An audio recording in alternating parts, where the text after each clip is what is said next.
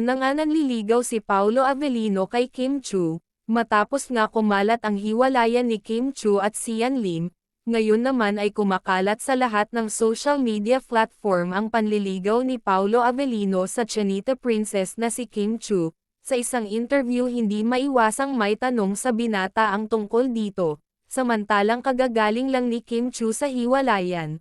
Ayon sa aktor gusto lang daw niya mapasaya si Kim Chiu na sa ngayon ay siyang nagpapatibok ng kanyang puso. Sa ginawang pag-amin ni Paolo ng damdamin niya kay Kim Chiu, marami ang natuwa lalo na ang mga tagahanga ng dalaga pati na rin ang mga netizens ay naging masaya sa nangyayari.